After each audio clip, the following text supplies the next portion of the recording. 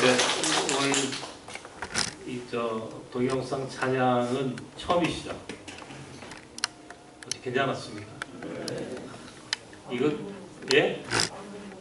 방송 보시는 거 이거 굉장히 이거 어려운 도전을 한 거예요. 이게 각자 찬양을 따로따로 녹음을 해서 이거를 모아서 이렇게 한 거라고요. 앞에 모여서 한 게 아니고. 우리 이교일 집사님이 아주 고생하셨는데 너무 아주 은혜스럽습니다. 저도 참여했는데 보셨습니까? 네. 아이 좋네. 이런 도전, 이게 이제 새로운 예배, 이게 새로운 이 코로나 이후의 예배의 변화를 실감하는 거예요. 이 성가대도 이제는 조금 이렇게 좀 바꾸어 가야 되겠죠. 그러니까 우리가 먼저 코로나로부터 안전한 예배를 드리는 것이 우선입니다. 오늘 사실은 예배에 대한 얘기를 먼저 하려고 하는데 어버이 주일이기 때문에 어떻게 우리가 나이 먹어가야 하는가, 어떻게 늙어가야 하는가, 이런 주제를 잡아봤습니다. 우리 젊은 사람들은 나하고 관계없네 이제 그렇게 생각할 수 있는데 그렇지 않아요. 노래 중에 이런 노래 있잖아요. 너 젊어봤니? 나 젊어봤다. 너 늙어봤니? 나 늙어봤다. 뭐 그런 노래가 있던데 젊은 사람도 곧 나이 먹습니다. 저도 영원히 젊을 줄 알았는데 어느 순간에 마음에 내가 이제 나이를 먹었구나라고 하는 그런 느낌을 강하게 받을 때가 있어요. 어찌되었든 간에 이 위대한 삶을 꿈꾸고 우리는 살아갑니다. 특별히 하나님 앞에서 우리가 어떻게 인정받고 살 것인가 라고 하는 이 물음은 사실은 모든 기독교인들의 공통된 관심이고 바람일 수밖에 없습니다. 오늘 이 본문, 우리가 시편 92편 이 본문은요, 예배를 드리러 가면서 부르는 찬양시예요. 사실은 이게 성전에 들어가서 예배를 드리기 위하여 올라가면서 부르는 성가대 찬양시라고 할 수 있습니다. 예배에 대한 거, 예배. 우리가 어떻게 이 하나님 앞에 인정받고 은총받은 삶, 이 위대한 삶을 꿈꾸며 살 수 있을까? 모든 기독교인들에게 공통된 한 가지 원칙은 예배에 대한 겁니다. 예배를 잊지 않는 삶. 여러분 이제 이렇게 우리 현장에서 예배를 함께 드려보고 또 오늘 성가대의 특별한 이 동영상 찬양을 함께 우리가 올려드리면서 예배에 대한 생각들을 우리가 많이 하지 않습니까? 예배를 함께 모여 예배한다는 게 참 귀한 거로구나 하는 생각을 여러분 하실 거예요. 부디 예배를 잃어버리지 않기 바랍니다. 예배를 소중하게 여기는 신앙인들이 되시기를 바랍니다. 이렇게 현장에서 예배를 드리든 아니면 온라인으로 예배를 드리든 모든 예배는 소중합니다. 모든 예배는 우리가 하나님께 드려야 할 가장 본질적이고 기본적인 가치입니다. 그런데 저는 이번 이 코로나 사태로 우리가 함께 생각해 봐야 할 것이 있습니다. 과연 지금까지 우리 한국 교회가 가장 중요하게 여기던 예배, 모든 것들의 가장 본질이라고 하는 이 예배에 대한 물음을 한 번은 더 해볼 필요가 있다는 것입니다. 이게 무슨 말이냐 하면 우리가 하나님이 가장 기뻐하시는 것이 예배라고 배웠고 또 그것은 옳습니다. 그러나 동시에 왜 하나님은 분명히 살아계시다고 하고 그분은 예배를 받으시기를 기뻐하신다고 하시는 하나님께서 왜 오늘 코로나 바이러스 같은 우리가 상상할 수 없는 일들로 인하여 하나님이 기뻐하시고 받으신다는 그 예배가 문제가 생기게 하셨을까? 예배는 중요합니다. 그러나 동시에 그 예배 지상주의에 대하여 우리는 한 번은 짚고 의심을 해볼 필요가 있다라고 하는 사실이에요. 저는 이 코로나 이후에 한국교회의 예배가 굉장히 많이 바뀔 거라고 생각을 합니다. 근데 하나님께서 저는 몇 주 전에 계속 이 말씀을 묵상이 되는데 예수께서 사마리아 여인과 예배에 대한 논쟁, 예배에 대해서 대화하시면서 우리에게 가르쳐 주셨던 그 메시지가 떠나질 않아요. 왜 하나님이 오늘 예배를 분명히 그 예배가 가장 중요하다는 그 예배를 왜 하나님이 흐트러 놓으셨을까?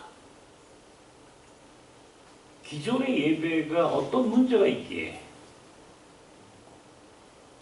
예루살렘 성전과 사마리아 성전 그리심산에서의 예배, 사마리아 여인이 예수께 묻잖아요. 당신들은 예루살렘에서 예배를 드리고 우리는 예루살렘에서 예배할 수 없으므로 사마리아 그리심산에서 예배를 드리는데 과연 하나님은 어떤 예배를 받으십니까? 라고 예수께 묻는 그 사마리아 여인의 물음이 물론 우리 한국교회의 기본적으로 예배 중심적인 교회에 대한 물음이에요. 왜? 하나님은 오늘 이 예배에 대해서 문제를 제기하셨을까? 과연 무엇이 문제가 있었길래, 우리의 예배에 무슨 문제가 있었길래 예배에 대하여 하나님은 계속해서 문제를 제기하실까? 어떻습니까? 과연 오늘 우리는 온전한 예배를 하나님께 드렸는지에 대한 의심을 해볼 필요가 있다 하는 사실이에요. 예배는 드리는데 변화가 없는 거예요. 하나님은 분명히 예배를 받으십니다. 그러나 동시에 하나님이 원하시는 예배는 예배를 드리는 자가 예배를 통하여 하나님의 뜻을 깨닫는 거예요. 하나님이 어떤 생각과 어떤 마음으로 우리의 예배를 받으시는지에 대하여 고민하고 생각할 줄 아는 신앙인으로 살기를 원하신다는 겁니다. 예배를 넘어선 그 무엇이 있다는 거예요. 예배를 넘어가는, 예배를 넘는 그 어떤 자각, 깨달음, 이것이 하나님이 원하시는 예배, 그리고 그 예배를 드리는 신앙인들에 대한 하나님의 요구예요. 예배만 드리면 모든 게 끝나는 게 아니다 이런 얘기. 예배만 드리고 나면 난 기독교인으로서 할 일 다 했다. 이게 아니다 이런 얘기. 그 다음 예배를 넘어서는 그 무엇? 그것은 바로 깨달음이에요. 깨달음. 자각하는. 하나님이 예배를 통하여 우리에게 가르쳐 주시려고 하는 것이 무엇인지를 깨닫고 사는 거예요. 깨닫고 사는 거예요. 그리고 세 번째는 그 깨달음이 있는 자들에게는 따라올 것이 하나 있습니다. 그것은 바로 결단과 순종이에요. 예배만 드리고 깨달음만 있으면 또 뭐 할 거냐고요. 예배를 드리고 깨달았으면 당연히 결단하고 그리고 순종하는 거예요. 순종이 뭡니까? 삶으로 살아가는 거예요. 삶으로 살아가는 거예요. 예배와 깨달음과 그리고 순종이라고 하는 이 세 가지의 단계를 하나님이 이번에 이 예배에 대한 하나님의 분명한 뜻이 있다라고 저는 그렇게 믿습니다. 어떻습니까, 여러분? 예배만 드리고 끝나는 신앙이 아니라 예배와 동시에 깨달음이 있어야 하고, 그리고 그 깨달음은 동시에 우리에게 새로운 결단과 순종을 요구합니다. 그러니까 예배와 자각과 순종, 이 세 가지의 단계를 우리가 느끼고 우리가 확신하고 우리가 그렇게 결단하고 살아가는 신앙인이 되어야 하지 않겠습니까? 나는 저도 이제 뭐 저는 아직 나이가 젊은 편이죠. 사실은 연세 드신 어른들 앞에서 젊은 목사가 이런 얘기하면 안 되는데, 그래도 저도 할아버지가 됐어요, 여러분. 저도 할아버지예요. 근데 이제 나이 먹으면서 굉장히 분명한 하나의 특징이 하나 있습니다. 뭐냐면 변하지 않는 거예요. 변화하려고 하지 않는 거예요. 변화하려고 하지 않는 거예요.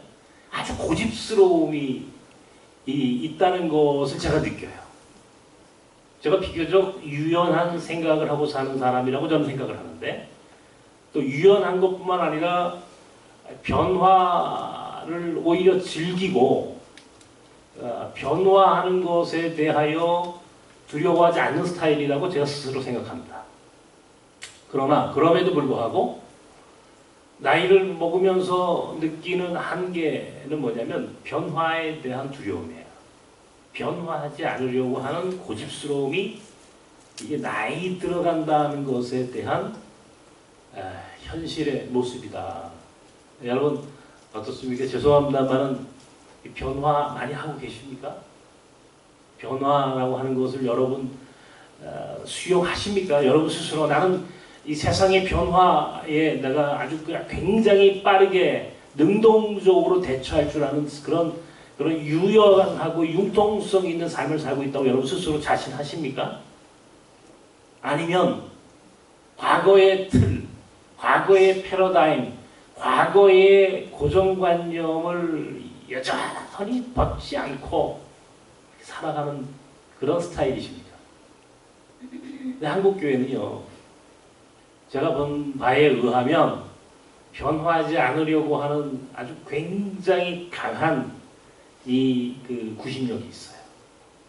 그러니까 뭐냐면은 이 한국교회가 전 세계 어느 교회보다 굉장히 보수적입니다. 이게 보수라고 하는 게 나쁜 건 아닌데, 이 부분에 대해서 분명히 우리 한국교회가 지금까지 가져온 태도, 교회가 가지고 있는 기본적인 모습은 변화에 대한 거부예요. 변화를 하지 않으려고 하는 그런 태도가 오늘 한국교회에 깊이 작동되고 있다는 사실을 저는 느끼고 있습니다. 세상은 지금 엄청나게 바뀌는 거예요, 여러분. 우리가 지금 온라인으로 이렇게 찬양을 하는 거 여러분 처음 보셨을 텐데, 저도 오늘 그 온라인 찬양을 보면서 많이 바뀌었구나. 우리가 지금 이 온라인 찬양을 실험적으로 할 만큼 한 번도 보지 못했던 지금 전혀 새로운 세상을 경험하고 있는 거예요. 온라인 예배, 온라인 동영상으로 예배를 드리는, 지금 집에서 온라인으로 예배를 드리시는 여러분들, 이게 어마어마한 변화지 않아요?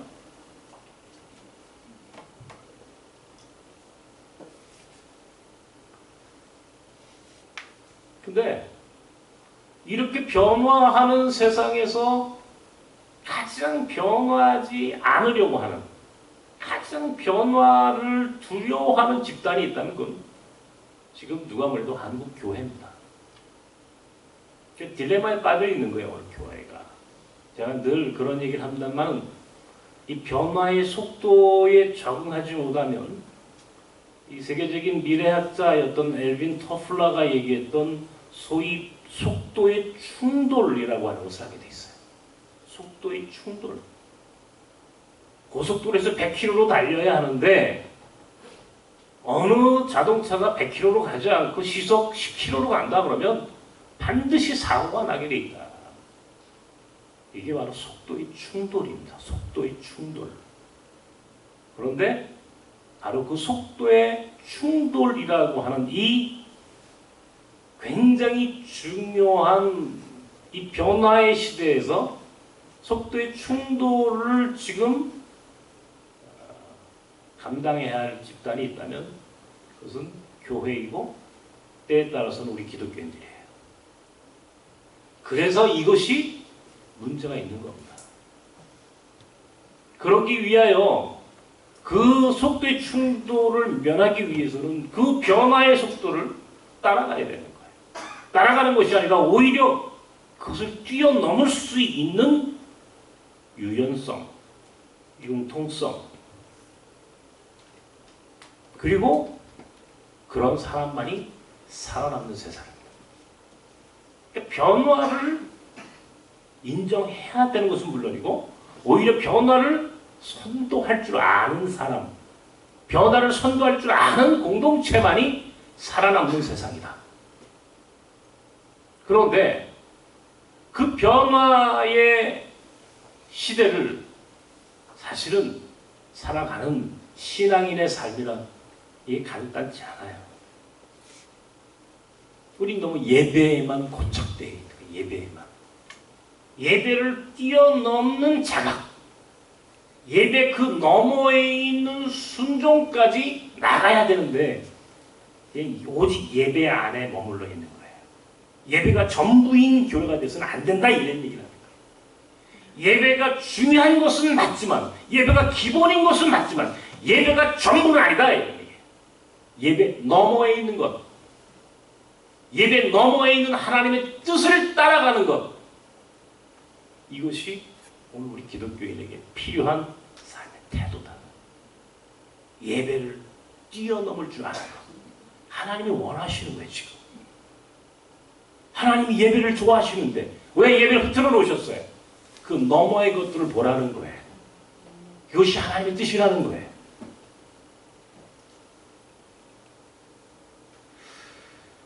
특별히 오늘 어버이 주일인데 제가 오늘 이 예배에 대한 얘기 너무 딱딱한 얘기를 해서 죄송합니다만은 저는 성경에서 이 변화에 가장 민감하게 반응했던 사람 누구냐? 아브라함이에요. 아브라함. 그리고 모세. 그리고 바울. 왜 이들이 그 변화하라고 하는 하나님의 요청에 민감하게 반응했는지에 대해서 여러분 성경서가 가르쳐줍니다. 창세기 12장에 하나님이 아브라함을 부르시면서 너는 너의 본토 친척 아비집을 떠나 내가 내게 지시할 땅으로 가라. 너를 큰 민족을 이루고 너를 창백케 하리니 너는 복의 근원이 될 것이다. 너를 축복하는 자에겐 축복할 것이고 너를 저주하는 자에겐 저주할 것이니 모든 열방이 너로 인하여 복을 받을 것이다. 이에 아브라함은 조카 롯과 함께 하란을 떠나 하나님이 가라고 하는 땅으로 떠났다. 그때 그의 나이가 75세였다. 이게 창세기 12장 1절로부터 4절까지의 말씀입니다. 75세 된 노인에게 변화하라. 내가 늘 쓰는 용어로 성 안에 머물러 있지 말고 길 위의 삶으로 거듭나라. 성 안에서 나와라. 지금까지 너를 가두어 두었던, 지금까지 아브라함이라고는 한 주체를 존재하게 했던 그 모든 근거지를 떠나라. 75년을 살았던 근거지. 75년 동안 그의 모든 것들이 지배됐던 그 고정관념, 선입관, 그런 프레임, 그런 패러다임을 뛰어넘는 새로운 세상, 새로운 변화에 대한 하나님의 요구 앞에 아브라함은 반응했단 말이에요. 75세 된 노인이. 저는 이 아브라함의 이야기를 묵상할 때마다 이건 엄청난 도전이다. 그거 자체가 엄청난 인생을 산 거예요. 모세는 나이 80에 하나님의 부르심을 받습니다. 나이 80에. 80년 동안 하나님이 아브라함에게 모세에게 아무 말씀도 안 하셨다가 나이 80에 된 모세를 부르셨어요. 그것도 광야의 목동으로, 저 미디안 광야에 별볼이 없는 목동으로 이제 모든 것은 끝났어. 아무것도 나는 하지 못하고 이제 모든 것은 이렇게 끝나는 거야 라고 하는 그런 모세에게 하나님은 나타나셔서 모세야 이제 가서 내 백성을 인도해라. 하나님, 내가 나이 80에 내가 입도 뻣뻣하고 내 백성이 나에 대한 신의를 저버렸고 나는 아무런 리더십도 갖고 있지 못한 가장 무기력하고 무능할 수밖에 없는 나이 80의 노인인 내게 왜 하나님 내게 이 역할을 맡기십니까? 의문을 품고 하나님의 말씀 앞에 반발했어요. 그러나 궁극적으로 모세도 순종합니다. 모세도 순종해요. 이게 바로 자각이에요. 자각. 깨달음이에요. 깨달음. 아브라함이나 모세나 바울도 어떤 사람입니까? 그는 유대교 이 바리새인이라고 하는 것에 대한 굉장한 자긍심이 있는 사람이었어요. 신앙적으로 나는 바리새인이야. 이게 나쁜 표현이 아니에요, 여러분. 나는 바리새인 중에 바리새인이야. 유대인 중에 유대인이야. 나는 베냐민 지파의 가장 정통적인 유대인이야. 모든 사람이 모든 사람이 가장 귀하게 여기는 그런 집안에서 태어났고, 그런 유대인으로, 바리새인으로, 율법주의자로 얼마나 대단한 사람이었습니까? 한마디로 얘기해서 예루살렘 성전주의자야. 예루살렘 성전주의. 예배가 모든 것이다 라고 생각했던 오늘 우리 한국교회의 바로 그 모습 그대로 바울이요. 그런 바울이 다메섹에서 환상 가운데 예수 그리스도를 만났어요. 그 순간 그는 자신이 어떻게 살아야 하는지에 대한 깨달음을 얻습니다. 예배를 넘어선 자각이야.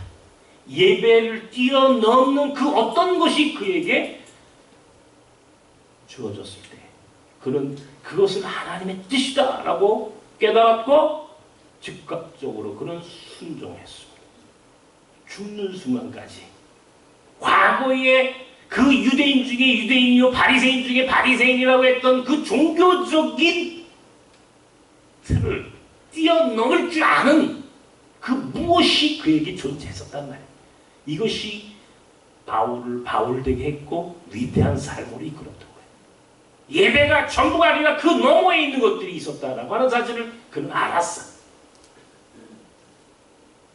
그가 지금까지 알고 있는 율법 너머에 있는 진리를 깨달은 거야. 변화할 줄 아는 사람만이 위대해집니다. 변화할 줄 아는 사람.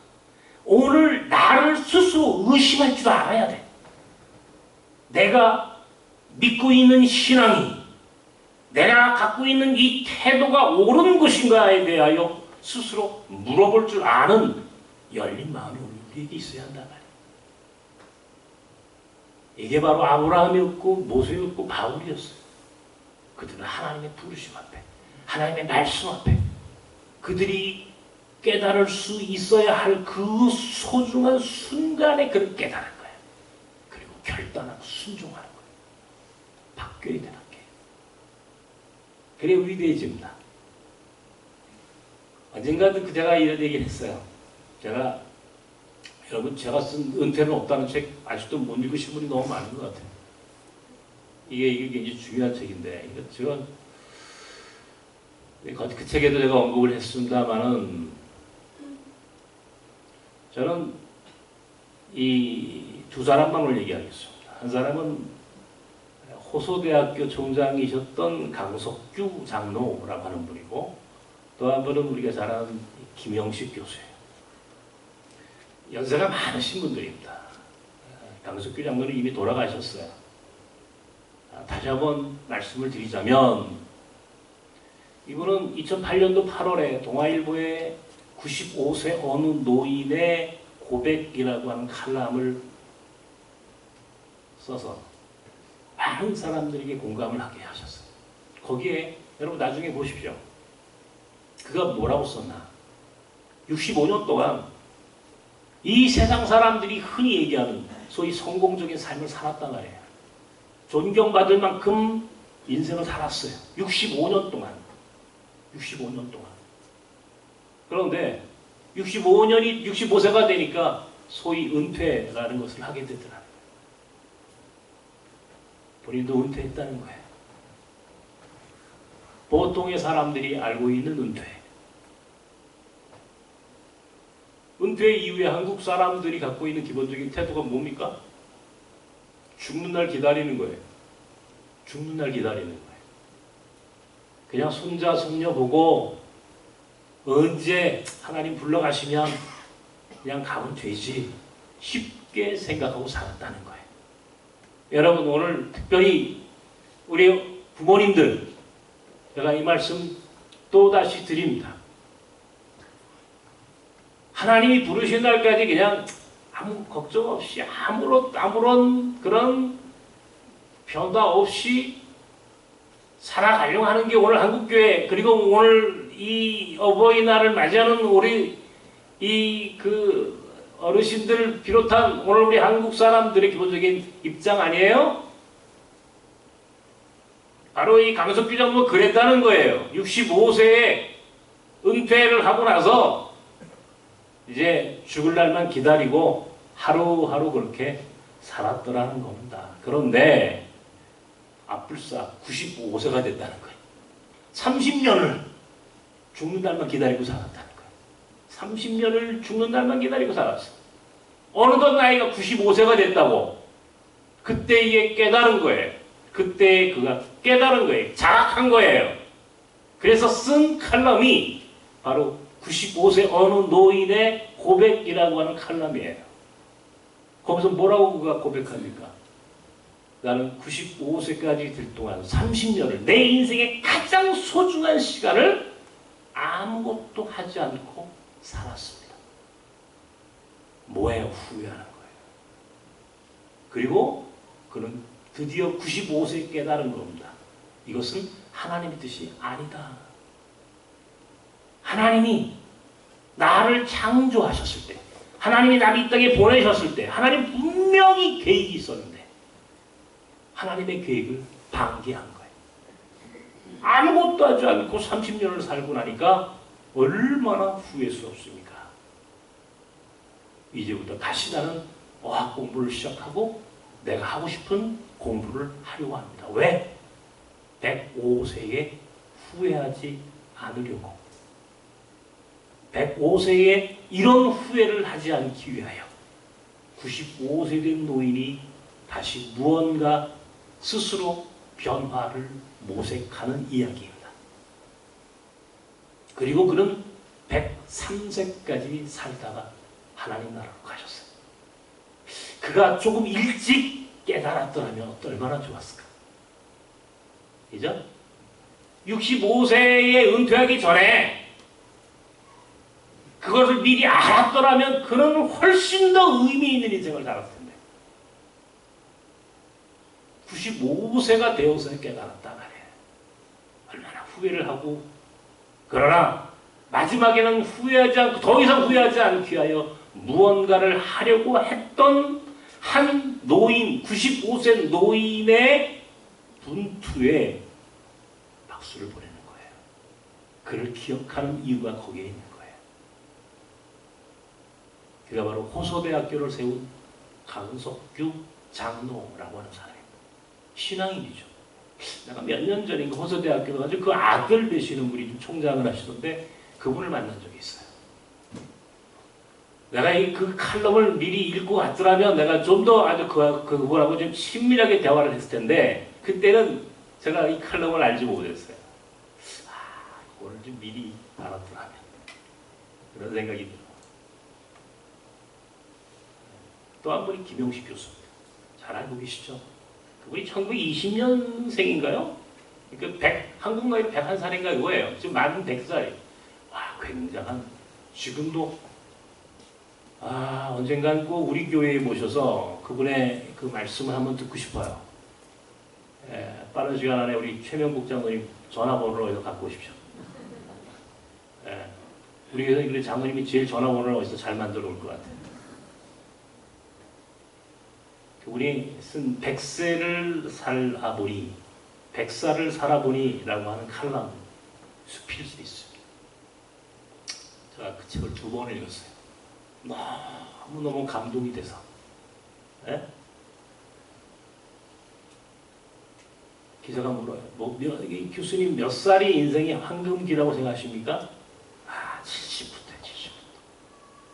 70이 넘어서부터 드디어 내가 뭔가 깨달음이 와. 이때 나이부터 나는 정말 황금기에 가장 아름다운 인생을 살았던 거라고 그는 고백합니다. 오늘 70이 넘으신 분들만 꽃을 달아드렸는데 이제 여러분의 세상이 온 겁니다. 김용식 교수의 말에 의하면 오늘 꽃을 단 여러분들의 세상이 온 겁니다. 믿으십니까? 아멘 안 하시니까. 여전히 변화를 거부하는 거예요, 지금. 꽃을 달아드렸어요, 오늘. 이제 여러분의 시대가 왔다고 그 표시로. 아직 저희는요, 저 같은 사람은 애기. 아직 그 정도 깨달음 자각하기엔 아직 나이가 좀 덜 찬지도 몰라요. 그런 분들의 이야기를 제가 생각을 해봅니다. 야, 이게 무엇을 의미할까? 그분들이 아브라함이에요. 그분들이 모세예요. 그분들이 다 신앙인들이에요. 그죠? 강석규 장로나 김영식 교수나 훌륭한 신앙인들입니다. 굉장히 모험적인 신앙인들이에요. 그분들이 신앙인이라고 하는 것과 그분들이 95세 그리고 지금 70이 인생의 황금기라고 고백할 줄 아는 그 고백의 이면에는 사실은 그분들이 가지고 있는 깨달음이 있어요. 깨달음. 그리고 그 깨달음과 동시에 그들은 삶으로 살아가요. 그러니까 늙어도 그 늙음이 아름다운 거예요.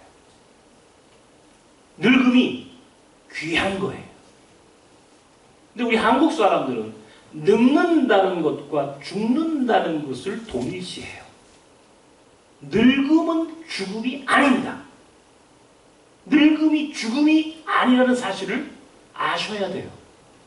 내가 늙는다는 것과 내가 죽는다는 것은 다른 이야기예요.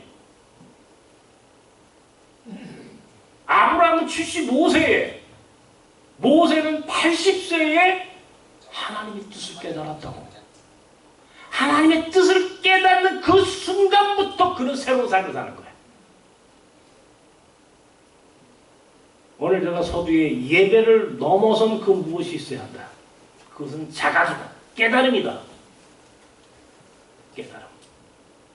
여러분, 깨닫고 사십니까? 이 뚜껑이 열려야 한다 그런 말, 한국말이 조금 세속적인 표현이지만 저는 그 말이 참 좋은 표현이라고 생각해요. 이 생각이 뚜껑이 확 열려야 돼요. 그 세상을 바라보는 눈이 뭔가 이 바울의 눈에 그 비늘이 껍질이 벗겨져서 새로운 세상을 볼 수 있었던 것처럼. 그죠? 바울이 다메섹에서 그 빛으로 그의 눈이 가려졌을 때에 그가 어느 순간에 그 눈에서 무언가 벗겨져 나가는 신비한 체험을 통하여 새로운 세상을 볼 수 있었다고요. 그 어떤 그 체험이 있었던 이 바울처럼 깨달음이 와야 되는 거예요. 근데 예배는 매일 드리는데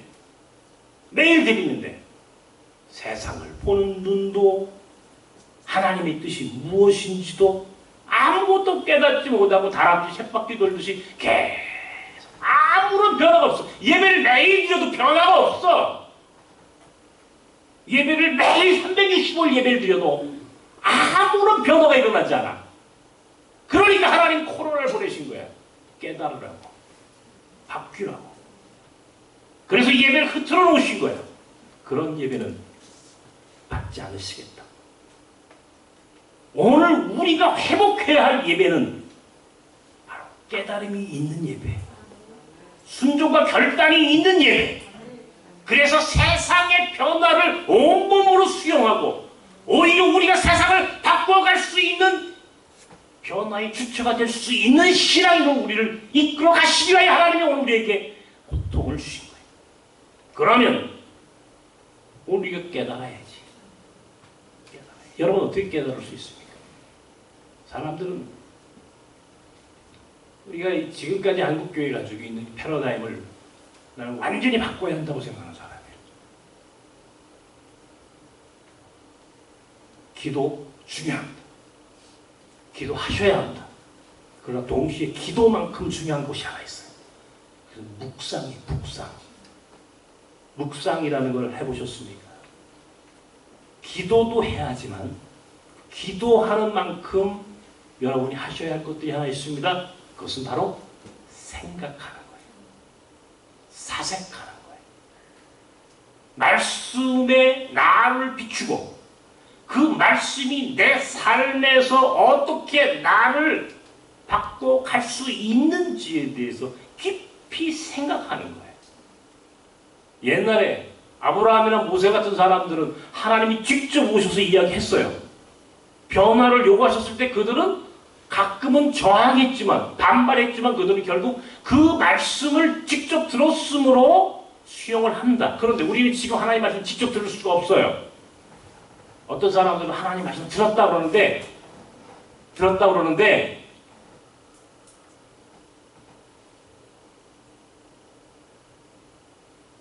글쎄요. 뭐 그 사람만 알겠죠. 소위 직통계시라는 거, 그거는 사실은 믿을 만한 것이 아닐 수 있다. 오늘 우리에게 주신 유일한 계시는 성경의 말씀만을 통해서 주시는 거예요. 성경에 있는 말씀 위에 다른 것을 이야기하면 이단이야. 성경 이외에 다른 말을 하면 안 된다 이런 얘기야. 그런데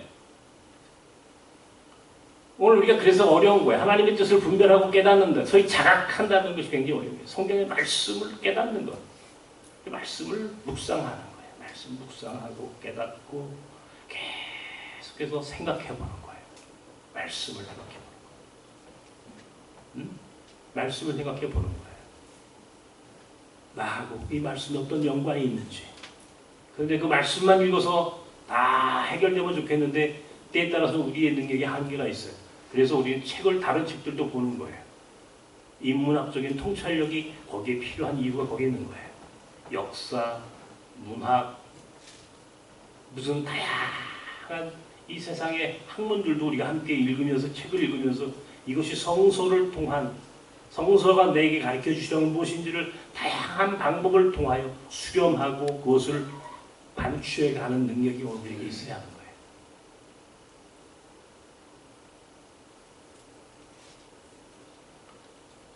오늘 이 말씀의 핵심은 예배, 그리고 그 예배를 넘어서는 깨달음, 그리고 깨달음을 넘어서는 결단과 순종, 이 세 가지의 단계를 하나님이 우리에게 원하시고, 특별히 나이를 먹고 또 때로는 늙어간다는 사실 앞에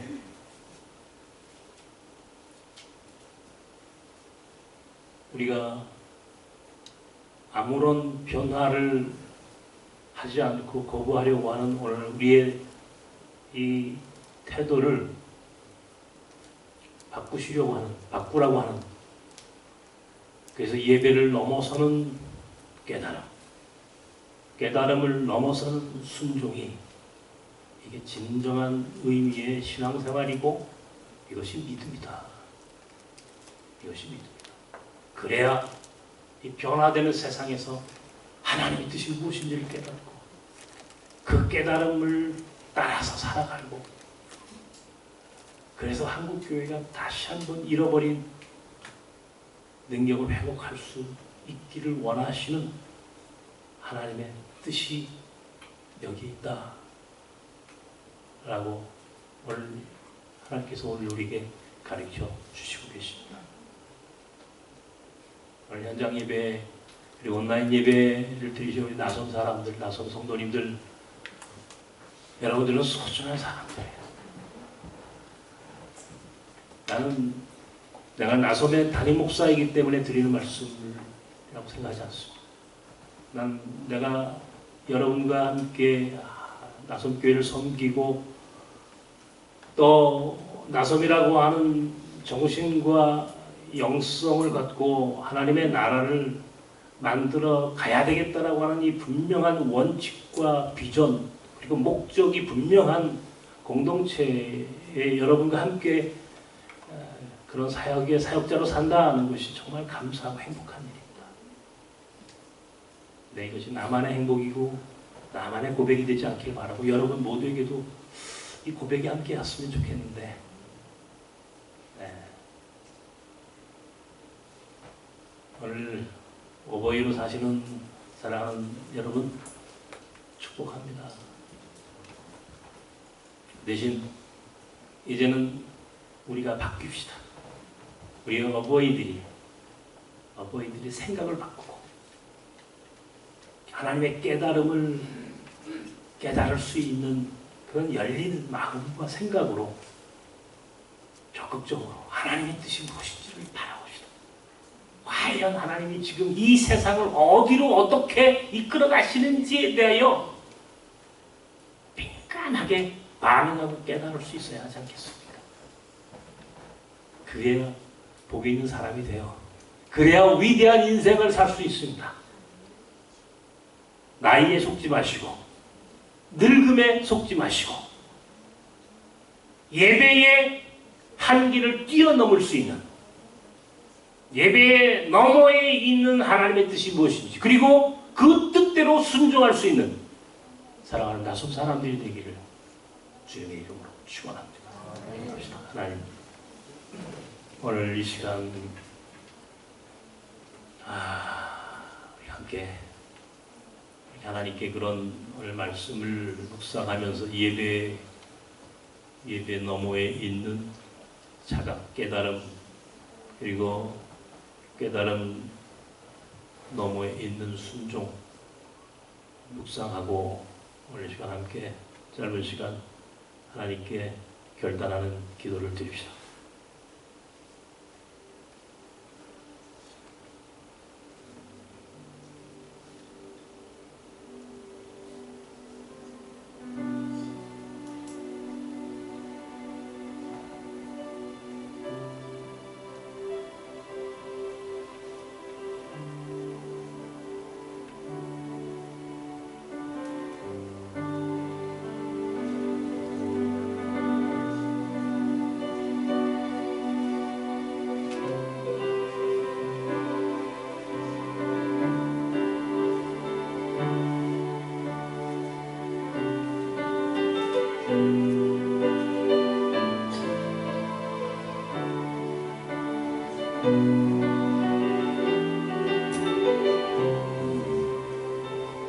살아계신 하나님, 오늘 예배가 소중한 것을 압니다. 그러나 예배보다 또 한 걸음 더 우리에게 깨닫기를 원하시는 하나님의 뜻이 있음을 알게 하여 주시옵소서. 그리고 하나님의 뜻을 순종하며 그 말씀대로 살아갈 줄 아는 그런 결단과 삶이 우리에게 있기를 소망합니다. 예배와 자각과 순종. 그래서 온전한 신앙인으로 살아가는 나선 사람들 되게 하여 주옵소서. 예수님의 이름으로 기도하옵나이다. 아멘.